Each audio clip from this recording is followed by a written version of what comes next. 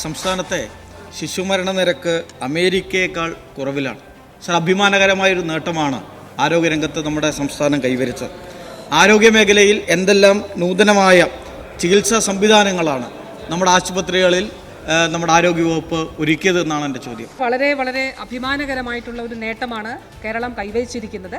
ശിശു മരണ നിരക്കിൽ അമേരിക്കൻ ഐക്യനാടുകളുടെ 5.6 ആണ്, നമ്മുടേത് 5 ആയിരിക്കുകയാണ്. സർ, ചരിത്രത്തിൽ വളരെ വലിയൊരു അഭിമാനകരമായിട്ടുള്ളൊരു നേട്ടമായിട്ട് കാണുന്നു. കുഞ്ഞുങ്ങളെ ഇല്ലാതെയാക്കുകയല്ല സർ, കുഞ്ഞുങ്ങളെ സംരക്ഷിക്കുകയാണ് സാർ ചെയ്യുന്നത്.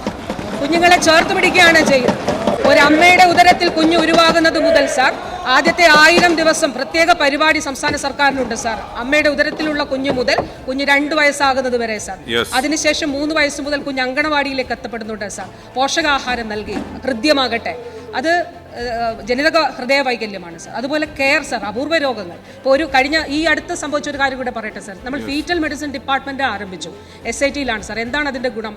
അമ്മയുടെ ഗർഭസ്ഥാവസ്ഥയിലുള്ള കുഞ്ഞിൻ്റെ ഏതെങ്കിലും തരത്തിലുള്ള പ്രശ്നങ്ങൾ ഉണ്ടെങ്കിൽ അത് അവിടെ തന്നെ ഐഡന്റിഫൈ ചെയ്യുകയും കുഞ്ഞ് ജനിക്കുമ്പോൾ തന്നെ ആ കുഞ്ഞിന് ആവശ്യമായിട്ടുള്ള ട്രീറ്റ്മെന്റ് കൊടുക്കുന്നതിന് സാധിക്കുകയും ചെയ്തു സാർ. അത് നമ്മൾ ആരംഭിച്ചു, കുഞ്ഞുങ്ങളിൽ ആരംഭിച്ചു എന്നുള്ള സന്തോഷം കൂടി ഈ നിയമസഭയെ അറിയിച്ചുകൊള്ളട്ടെ സാർ.